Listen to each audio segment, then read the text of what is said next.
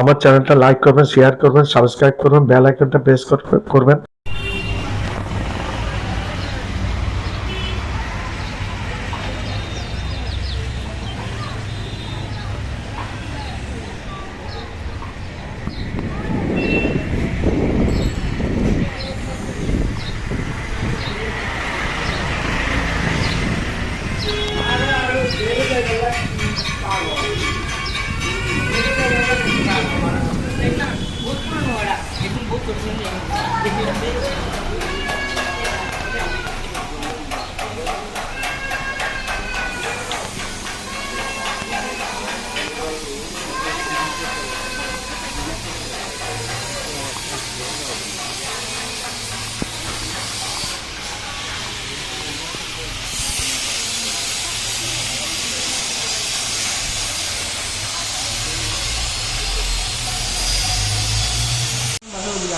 আচ্ছা, জি রাজ্জাক না, উনি ওনারে উদ্যোগ নিয়ে করেছেন।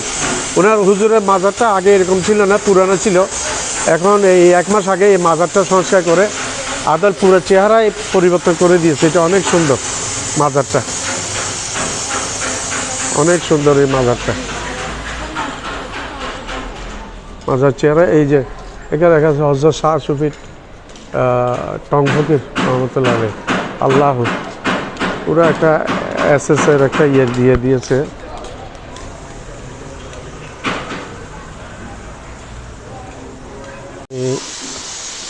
ধীরে ধীরে মাজারের ভিতর প্রবেশ করলাম, মাজার বাউন্ডারির ভিতরে প্রবেশ করলাম।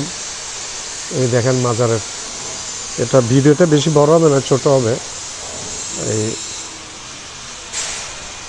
মাজার ভিডিওটা আমি করলাম। এই মাজার অনেক সুন্দর মাজার, আমি কাছে গিয়েও দেখাচ্ছি।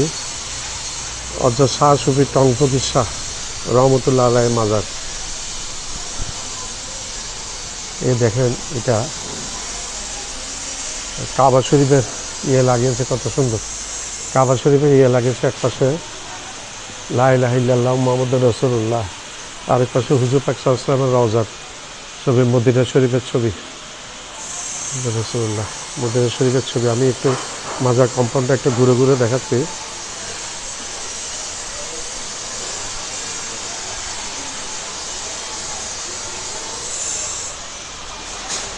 ছোট পরিসরে অনেক সুন্দর করে করেছে। এটা হচ্ছে অজু করার স্থান, অজু করার জন্য ব্যবস্থা করেছে এখানে।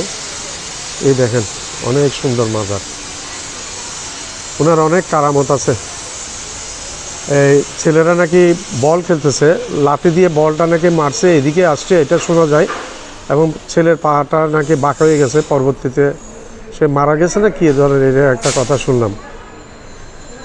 আর এখানে মাজারটা খুব গরম, এবং আল্লাহর ওলিদের সাথে বেয়াদবি এটা আল্লাহ সহ্য করে না, সেটা আমরা সবাই জানি। তো অনেক কারামত আছে, কারামত বললে শেষ হবে না। তো ভিডিওটা বেশি বড় করবো না, ছোট্ট পরিসরে ভিডিওটা করছি। আরেকজনও এরকম বেয়াদবি করেছে, সেও অনেক সমস্যা হয়েছে তার। পরবর্তীতে সে আবার এসে মাপ চেয়েছে এখানে। তো আমি আর ভিডিও বেশিক্ষণ করব না, ভিডিওটা আমি ছোট্ট পরিসরে করছি। এটা লোকেশনটা হচ্ছে পশ্চিম মাদারবাড়ি।